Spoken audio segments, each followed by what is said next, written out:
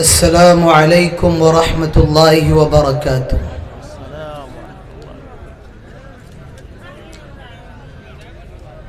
الحمد للہ نحمده ونستعینه ونستغفره ونعوذ بالله من شرور أنفسنا ومن سيئات أعمالنا من يهده الله فلا مضل له ومن يضلل فلا هادي له وأشهد أن لا إله إلا الله وحده لا شريك له وأشهد أن محمدا عبده ورسوله أما بعد فإن خير الحديث كتاب الله وخير الهدي هدي محمد صلى الله عليه وسلم وشر الأمور محدثاتها وكل محدثة بدعة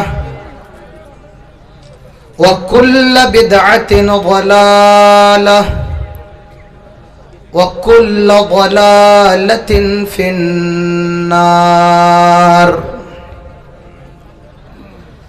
قال الله تبارك وتعالى في كلامه المجيد والفرقان الحميد: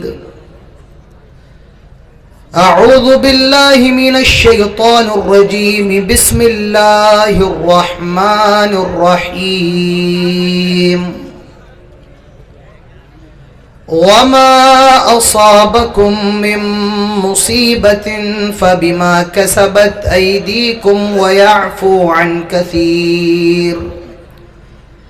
رب اشرح لي صدري ويسر لي أمري واحلل عقدة من لساني يفقه قولي، رب زدني علما، اللہم رب زدنی علما، آمین۔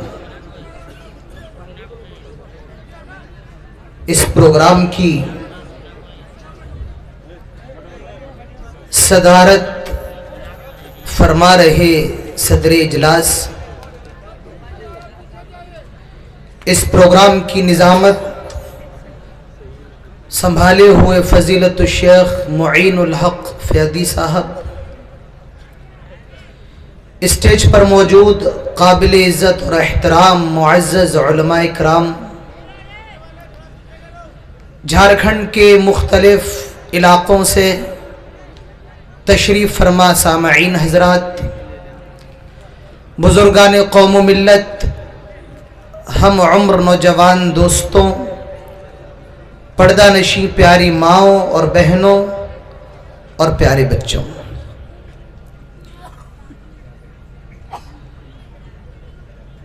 سب سے پہلے تمام قسم کی تعریف و توصیف، کبریائی اور بڑائی، عزت و بزرگی صرف اور صرف اللہ رب العالمین کے لیے لائق اور زیبا ہے، جو احکم الحاکمین رب العالمین مالک یوم الدین ہے اور جو علی کل شیء قدیر ہے۔ بعدہ درود و سلام ہو تمام نبیوں پر، تمام رسولوں پر بالعموم، اور بالخصوص ہمارے اور آپ کے محبوب نبی، آخری نبی، شفیع المومنین، سید الاولین والآخرین، امام المرسلین، جناب محمد الرسول اللہ صلی اللہ علیہ وسلم پر اللہم صلی وسلم وبارک علیہ۔ جامعہ سلفیہ قمر الہدا، نور الہدا وکلیہ خدیجہ بنت خویلد للبنات کے زیر اہتمام ہونے والے اس اجلاس عام میں دوسری مرتبہ آنے کا موقع ملا۔ پچھلے سال کے مقابلے اس سال پروگرام کو اور بڑھایا گیا، پنڈال میں اور وسعت کی گئی اور لوگوں کا ہجوم میری نظروں کے سامنے، اتنی بڑی تعداد موجود ہے۔ اللہ سے دعا کر لیتے ہیں کہ الہ العالمین جو بھی اس پروگرام کے اندر حاضر ہوں، اللہ تو ہم سب کی حاضری کو قبول فرما لے۔ اس پروگرام کے جو منعقدین ہیں، اللہ ان کی کوششوں کو، ان کی کاوشوں کو قبول فرما لے اور ہم سب کو تمام باتوں پر عمل کرنے کی توفیق نصیب فرما، آمین۔ مجھے جس موضوع پر 40 منٹ آپ کے سامنے بولنا ہے، وہ موضوع بہت اہم ہے اور وہ ہے زوال امت کے اسباب اور علاج۔ میں آپ کے سامنے قرآن کی ایک آیت پڑھنا چاہتا ہوں۔ سورہ شورى کی آیت نمبر 30 کی تلاوت میں آپ کے سامنے کرنا چاہتا ہوں کہ امت پر زوال کیوں آ رہا ہے۔ قرآن اٹھائیے، اللہ تعالیٰ فرماتا ہے وَمَا أَصَابَكُم مِّن مُّصِيبَةٍ فَبِمَا كَسَبَتْ أَيْدِيكُمْ وَيَعْفُو عَن كَثِيرٍ۔ تم پر جو بھی مصیبتیں آتی ہیں، تم پر جو بھی پریشانیاں آتی ہیں، بِمَا كَسَبَتْ أَيْدِيكُمْ، یہ تمہارے ہاتھوں کی کمائی ہوتی ہے، یہ تمہارے گناہوں کا نتیجہ ہوتا ہے، یہ تمہارے پاپوں کا نتیجہ ہوتا ہے۔ وَيَعْفُو عَن كَثِيرٍ، اور یہ بھی یاد رکھو کہ ہر گناہ پر اللہ تعالیٰ تمہاری پکڑ نہیں فرماتا ہے، بہت سے گناہوں کو اللہ تعالیٰ معاف فرما دیتا ہے۔ اللہ تعالیٰ سورہ روم میں فرماتا ہے ظَهَرَ الْفَسَادُ فِي الْبَرِّ وَالْبَحْرِ بِمَا كَسَبَتْ أَيْدِي النَّاسِ۔ اے لوگوں، اس خشکی کے اوپر اور تری کے اوپر تمہیں جو فساد نظر آ رہا ہے، تمہیں جو بگاڑ نظر آ رہا ہے، بما کسبت ایدی الناس، یہ انسانوں کے اپنے ہاتھوں کی کمائی ہوتی ہے۔ میرے بھائیوں، ہم اور آپ قرآن کی ان دونوں آیتوں کو اپنی نظروں کے سامنے رکھیں اور اس سوال کا جواب تلاش کرنے کی کوشش کریں کہ آج ہم پریشان کیوں ہیں، آج امت مسلمہ پر ظلم و ستم کے پہاڑ کیوں توڑے جا رہے ہیں، آج ہمارے اوپر ظلم و ستم کیوں کیا جا رہا ہے۔ حجاج ابن یوسف کو کون نہیں جانتا ہے، اپنے وقت کا بہت بڑا ظالم اور جابر بادشاہ ہے۔ لوگ آئے اور حسن بصری سے حجاج ابن یوسف کی شکایت کرنے لگے۔ حسن بصری اپنے وقت کے بہت بڑے امام ہیں۔ حسن بصری سے حجاج بن یوسف کی شکایت کرنے لگے۔ میرے بھائیوں، حسن بصری نے اس موقع پر کیا جواب دیا تھا، اپنے کانوں کو کھول کر کے سنو۔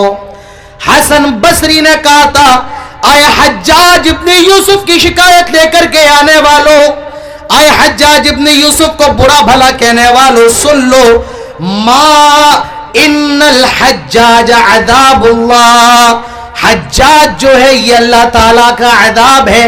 ما جاء الحجاج الا بذنوبنا، حجاج ہمارے گناہوں کی وجہ سے ہم پر مسلط کیا گیا ہے۔ معلوم یہ چلا جب مسلمان گنہگار ہو جائیں، جب مسلمان پاپ کے دلدل میں پھنس جائیں، جب مسلمان بددین ہو جائے، بدکار ہو جائے، اللہ تعالیٰ ان کو ذلیل بھی کرتا ہے اور اللہ تعالیٰ ظالم اور جابر بادشاہ کو ان کے اوپر مسلط فرما دیتا ہے۔ میرے بھائیوں، آج ہم ذلیل کیوں ہیں، آج امت مسلمہ پریشان کیوں ہے، میں اس کا چند اسباب آپ کے سامنے رکھنے کی کوشش کروں گا۔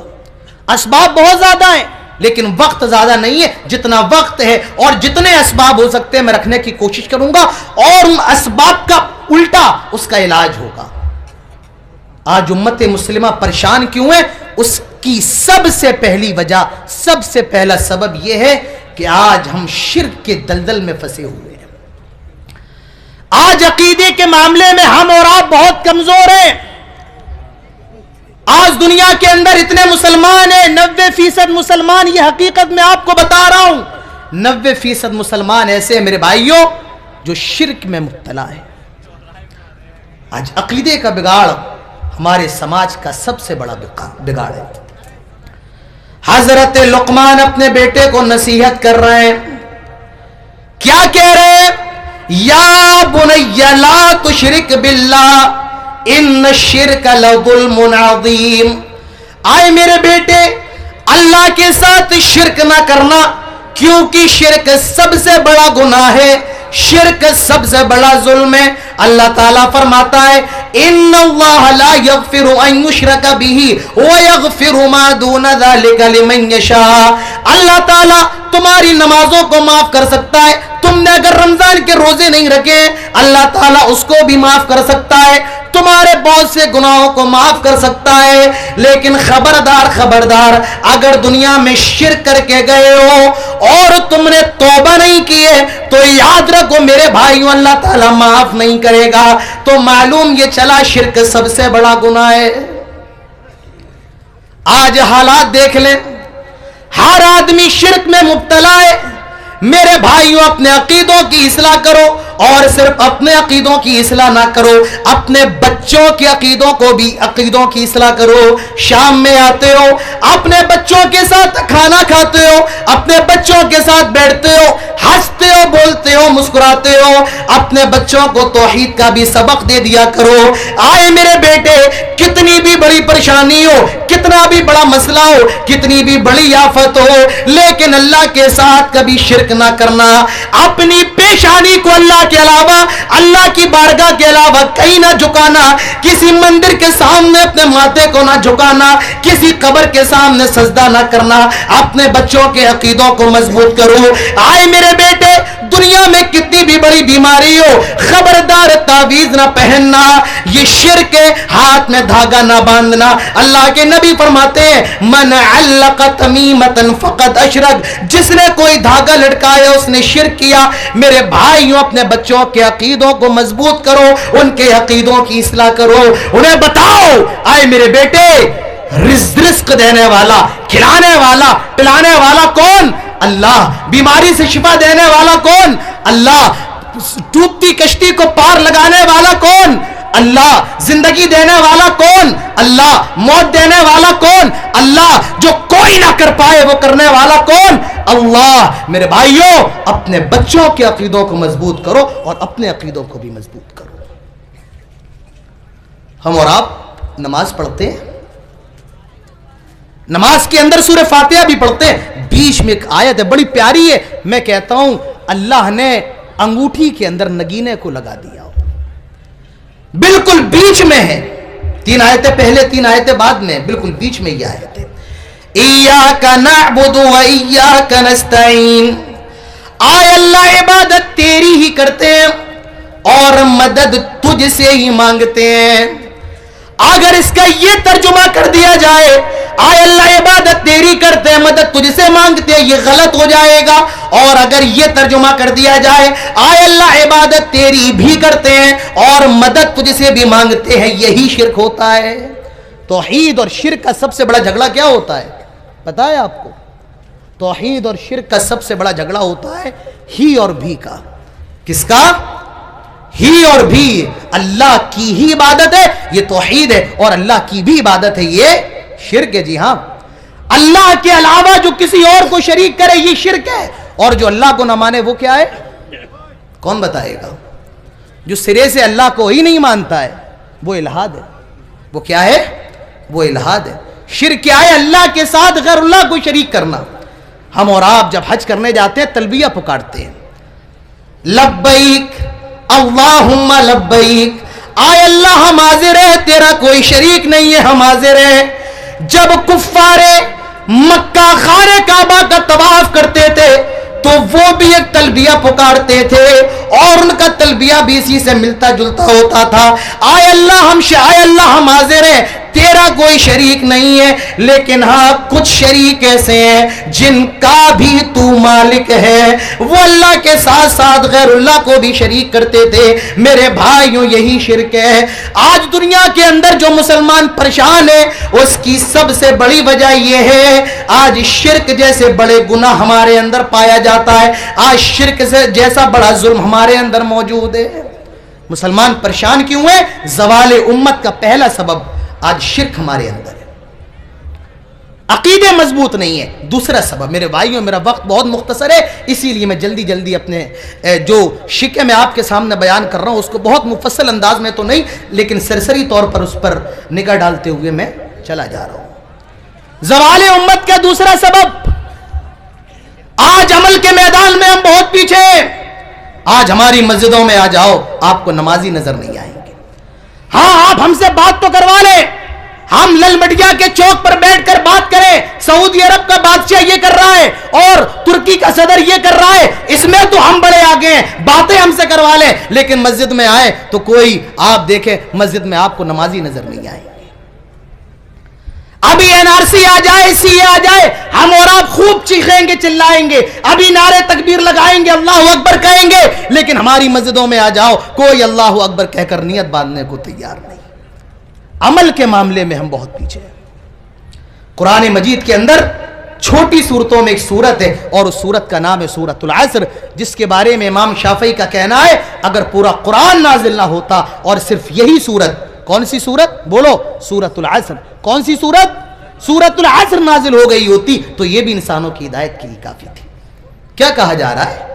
والعصر، قسم ہے زمانے کی، قسم ہے وقت کی، ان الانسان لفی خسر، سارے انسان بربادی کے اندر، خسارے کے اندر ہیں، الا الذین آمنوا، مگر ہاں جو ایمان لے کر کے آ جائے، وعملوا الصالحات، اور نیک عمل کرنے لگے، نمازوں کی پابندی کرنے لگے، رمضان کے روزے رکھنے لگے، برائیوں سے بچنے لگے، زکوٰۃ دینے لگے، صدقہ کرنے لگے۔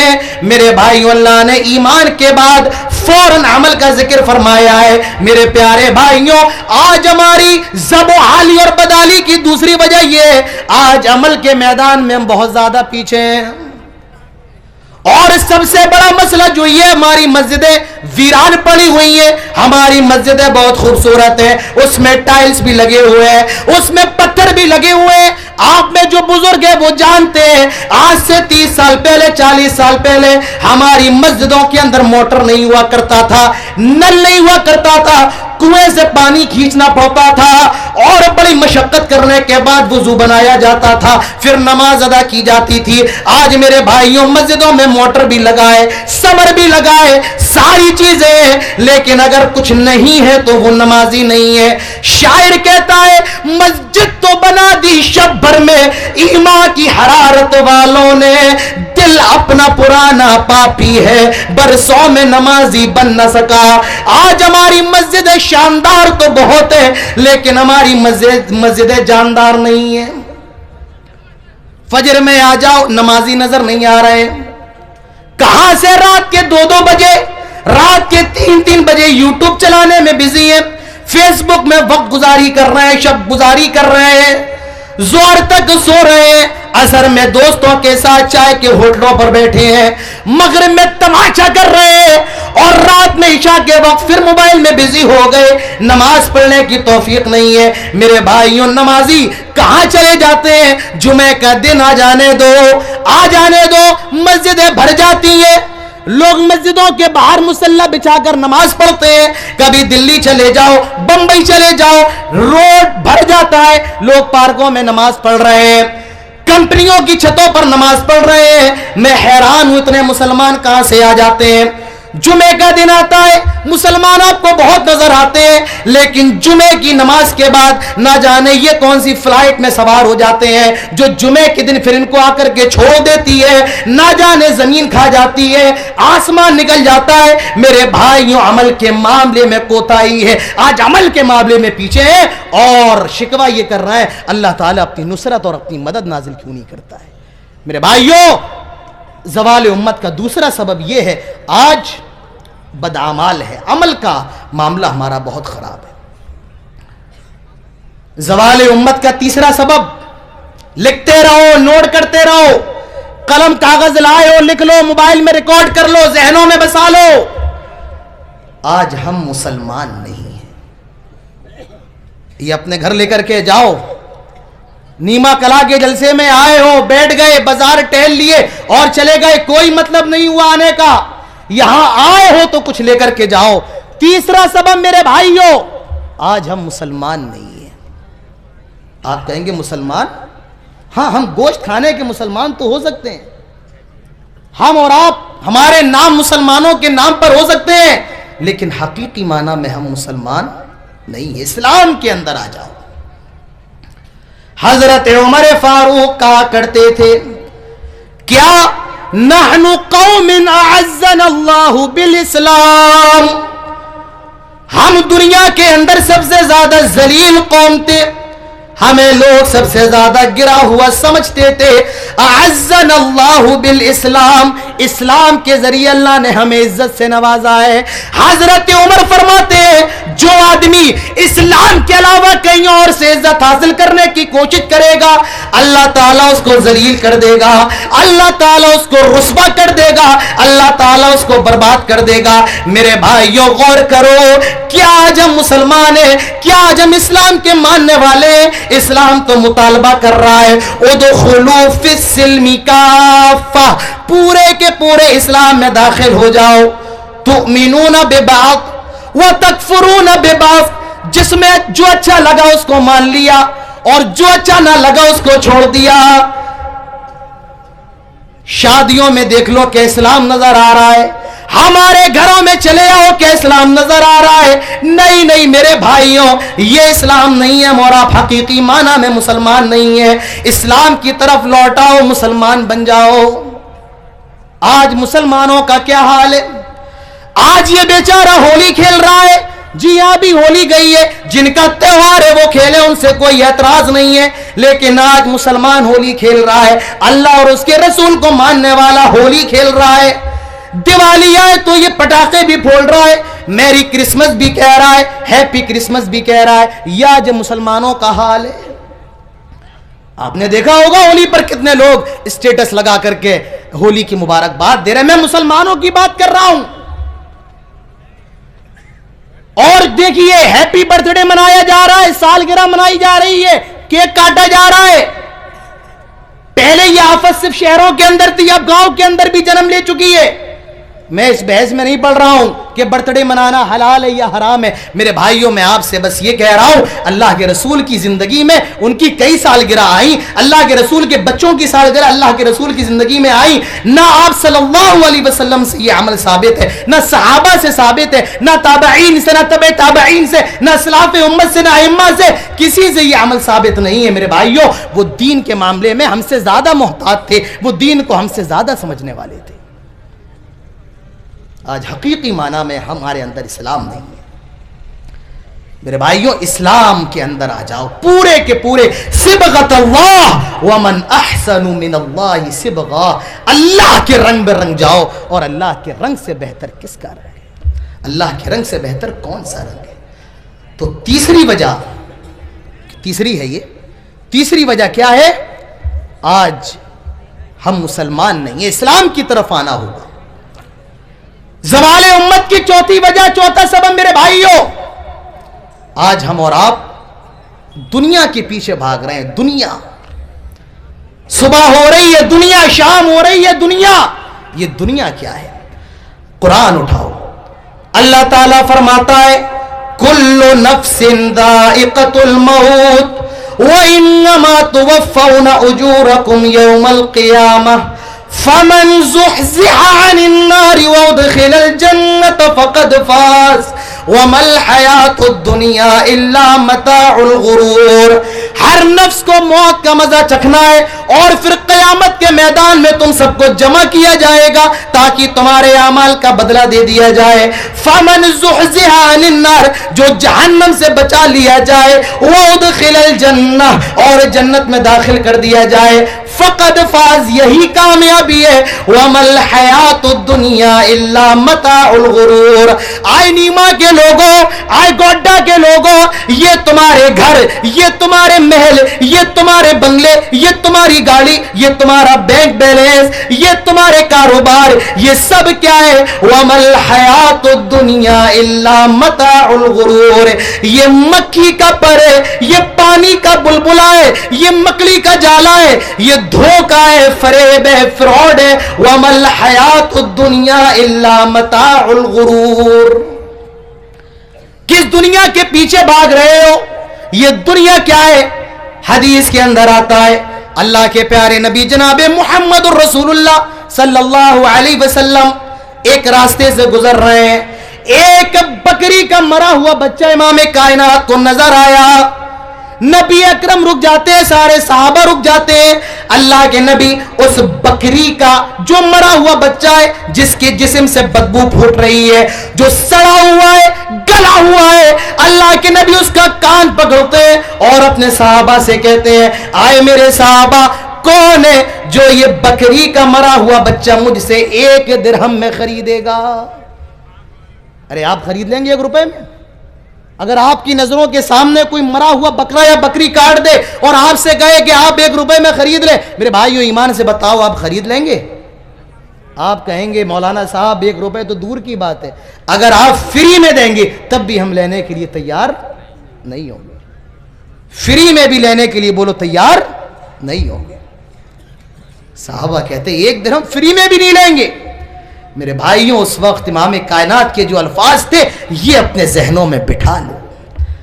اللہ کے نبی نے اس موقع پر فرمایا تھا، آئے میرے صحابہ، یہ جو بکری کا بچہ ہے جو تمہاری نظر میں اتنا زیادہ حقیر اور گرا ہوا ہے، لَلدُّنْيَا أَهْوَنُ عَلَى اللَّهِ مِنْ هَذَا عَلَيْكُمْ. یہ جو دنیا ہے اللہ تعالیٰ کی نظر میں اس بکری کے مرے ہوئے بچے سے بھی زیادہ گئی گزری ہے. اس کی اوقات اللہ کی نظر میں اس بکری کے مرے ہوئے بچے سے بھی زیادہ بیکار ہے. میرے بھائیوں اور آپ کس دنیا کے پیچھے بھاگ رہے ہیں؟ کون سی دنیا؟ یہ 4 دن کی چاندنی، یہ 4 دن کی صحت، یہ 4 دن کی مستی، یہ 4 دن کا تماشا. یہ دنیا کیا ہے میرے بھائیوں؟ یہ دنیا دھوکہ ہے. اللہ کے نبی نے اس دنیا کو کیسے جیا؟ حدیث کے اندر آتا ہے، نام رسول اللہ علی حسیر. اللہ کے نبی کھجور کے پتوں کی بنی ہوئی ایک چٹائی پر لیٹے ہوئے ہیں. جب آپ سو کر کے فارغ ہوئے، صحابہ کی نگاہ پڑتی ہے، امام کائنات کی پیٹھ میں اس چٹائی کے نشانات موجود ہیں. صحابہ کہنے لگے، لَوِ اتَّخَذْنَا لَكَ وِطَاءً. آئے اللہ کے نبی، آپ اگر اجازت دے ہم آپ کے لیے ایک بستر کا انتظام فرما دے، آپ کے لیے عمدہ بستر بنوا دیں. میرے بھائیوں، میرے نبی نے فرمایا تھا، مالی وللدنیا انا کراکب استظل تحت الشجرہ راح ثم ترکہا. آئے میرے صحابہ، میرے لیے اس دنیا میں کیا ہے؟ میں تو ایک مسافر کی طرح ہوں. ایک درخت نظر آیا، آرام کرنے کے لیے اس کے نیچے لیٹ گیا اور پھر چل دیا، اس درخت کو چھوڑ دیا. اسی لیے حضرت عبداللہ ابن عمر کہا کرتے تھے، اذا امسیت فلا تنتظر الصباح. جب صبح ہو جائے تو شام کا انتظار نہ کرو. واذا اصبحت فلا تنتظر المساء. اور جب صبح ہو جائے تو شام کا انتظار نہ کرو. اللہ کے نبی فرماتے ہیں، کن فی الدنیا کانک غریب او عابر سبیل. آئے لوگو دنیا میں ایسے رہو جیسے تم انجان ہو یا راستے سے گزر رہے ہو. میرے بھائیوں، یہ دنیا کیا ہے؟ یہ دنیا دھوکہ ہے، دھوکہ ہے، دھوکہ ہے. آج مسلمان جو ذب و حالی کا شکار ہے، اس کی دوسری وجہ پیسہ. دنیا صبح ہو رہی ہے، دنیا شام ہو رہی ہے، دنیا آنکھیں کھول رہا ہے، دنیا آنکھیں بند کر رہا ہے، دنیا. ایک حدیث پڑھتا ہوں، اس کے بعد انشاءاللہ بات ختم کرتا ہوں. اللہ کے پیارے نبی ارشاد فرماتے ہیں، یوشک الامم ان تداع علیکم کما تداع الکلۃ الی قصعتها. ان قریب ایک ایسا زمانہ آئے گا کہ ساری قومیں مسلمانوں تم پر ٹوٹ پڑیں گی، پڑ پڑیں گی. کس طرح؟ کما تداع الکلۃ الی قصعتها. جس طرح بھوکے لوگ دسترخوان کو دیکھ کر کے ٹوٹ پڑتے ہیں. میرے بھائیوں، آج ہماری اور آپ کی یہی حالت ہے. آج ساری دنیا ہم پر ٹوٹ پڑی ہے. صحابہ کہتے ہیں وَمِن قِلَّةِ نَحْنُ يَوْمَئِذٍ، آئے اللہ کے نبی کیا اس دن ہماری تعداد کم ہوگی؟ اللہ کے نبی فرماتے ہیں بل انتم کثیر، تمہاری تعداد بہت زیادہ ہوگی۔ میرے بھائیوں، آج دنیا کے اندر سب سے زیادہ تعداد عیسائیوں کے بعد مسلمانوں کی ہے۔ آج ہمارے پاس تقریباً 60 ممالک ہیں، پیسے کی کمی نہیں ہے، وسائل کی کمی نہیں ہے میرے بھائیوں، ہمارے پاس کسی بھی چیز کی کمی نہیں ہے، لیکن اوقات کیا ہے؟ اللہ کے نبی فرماتے ہیں وَلَكِنَّكُمْ غُثَاءٌ كَغُثَاءِ السَّيْلِ، سمندر کے پانی کے اوپر جھاگ ہوتا ہے، اسی جھاگ کی طرح تم ہوگے، اور اللہ تعالیٰ تمہارے دلوں کے اندر وہن ڈال دے گا۔ وَمَا الْوَهْنُ يَا رسول اللہ، اے اللہ کے نبی یہ وہن کیا ہے، یہ کمزوری کیا ہے؟ فرمایا الوہن حب الدنیا و کراہیت الموت، جب تمہارے اندر دنیا کی محبت اور موت کا یہ وہن کیا ہے؟ دنیا کی محبت ہے اور موت سے نفرت ہے۔ یعنی مسلمانوں، جب تمہارے اندر دنیا کی محبت ہوگی اور موت سے تم نفرت کرو گے تو مسلمانوں دنیا کے اندر تمہیں ذلیل کیا جائے گا۔ میرے بھائیوں، آج ہم پیسے کے پیچھے بھاگ رہے ہیں، یہ دنیا 4 دن کی ہے میرے بھائیوں، مرنے کے بعد آپ کا پیسہ بھی کام نہ آئے گا۔ وہ دوست جن کے ساتھ آپ چائے کی چسکیاں لیتے ہیں وہ بھی آپ کو قبر میں مٹی دے کر کے آ جائیں گے۔ آپ کی اولاد بھی 4 گھنٹے سے زیادہ آپ کی لاش کو گھر میں رکھنا گوارا نہیں کرے گی، آپ کی بیوی بھی 4 دن روئے گی، خاموش ہو جائے گی۔ میرے بھائیوں، اگر مرنے کے بعد کچھ کام آنے والا ہے تو وہ آپ کی نیکیاں ہیں، وہ آپ کا نیک عمل ہے۔ آج دنیا کے اندر مسلمان پریشان کیوں ہیں؟ چوتھی وجہ یہ ہے میرے بھائیوں، دنیا کے دلدادہ ہو گئے ہیں، دنیا کی محبت میں شرابور ہو چکے ہیں۔ اور 5ویں وجہ انشاءاللہ اس کے بعد بات ختم کرتے ہیں۔ آج میرے بھائیوں مسلمان، آج ہمارے اخلاق کو دیکھ لیا جائے میرے بھائیوں، آج دنیا کے اندر مسلمانوں کے اخلاق سب سے زیادہ خراب۔ ارے وہ کیا ہے؟ ایک ایسا وہ چیز ہے، وہ اڑ رہی ہے، سارے لوگ اسی میں دیکھ رہے ہیں۔ میرے بھائیوں، مجلسوں میں بیٹھنے کا طریقہ سیکھو۔ آج ہمارے اور آپ کے اخلاق بہت خراب ہے۔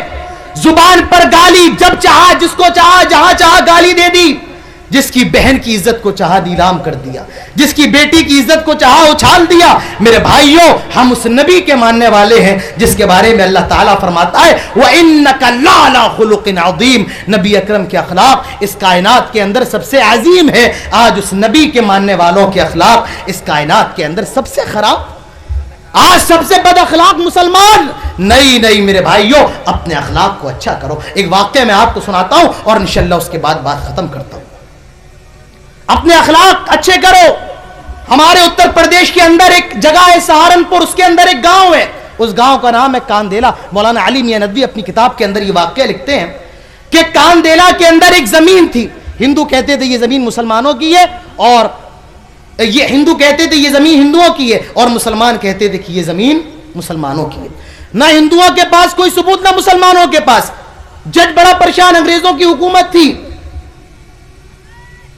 اس نے مسلمانوں کو بلایا اور کہا کیا تمہاری نظروں میں کوئی ایسا شخص ہے جو اس زمین کے بارے میں گواہی دے اور تم اس کی گواہی کو مان لو؟ کہا نہیں، ہماری نظروں میں کوئی شخص نہیں ہے۔ ہندوؤں سے پوچھا کیا تمہاری نظروں میں کوئی ایسا ہے جو اس زمین کے بارے میں گواہی دے، تم اس کی گواہی مان لو؟ کہا ہاں، ایک مسلمان ہے، بزرگ ہے، اور ہمیں ان پر بڑا بھروسہ ہے، وہ بڑے سچے ہیں، اور وہ اس زمین کے بارے میں جو بھی گواہی دیں گے ہم ان کی گواہی کو ماننے کے لیے تیار ہو جائیں گے۔ فیصلے کا دن آیا، جج نے اس مسلم بزرگ کو بلایا، ہندو بھی آ گئے، مسلمان بھی آ گئے۔ جج نے کہا بزرگ یہ بتائیں، یہ جو زمین ہے جس کے بارے میں ہندو کہتے یہ ہماری ہے، مسلمان کہتے یہ ہماری ہے، یہ بتائیں کہ حقیقت میں یہ زمین کس کی ہے؟ وہ مسلمان بزرگ کہتا ہے جج صاحب، حقیقت یہ ہے کہ یہ زمین جس کے بارے میں ہندو اور مسلمان دعویٰ کر رہے ہیں، یہ زمین مسلمانوں کی نہیں ہے، یہ زمین ہندوؤں کی ہے۔ یہ زمین ہندوؤں کی ہے، مسلمانوں کی نہیں ہے۔ جج نے ہندوؤں کے حق میں فیصلہ کر دیا۔ ہندو سوچتے ہیں کہ یہ مسلمان تھا، اگر جھوٹ بول دیتا تو اس کا کیا چلا جاتا، زمین تو مسلمانوں کے حق میں آ جاتی، لیکن اس نے سچ کا ساتھ دیا ہے.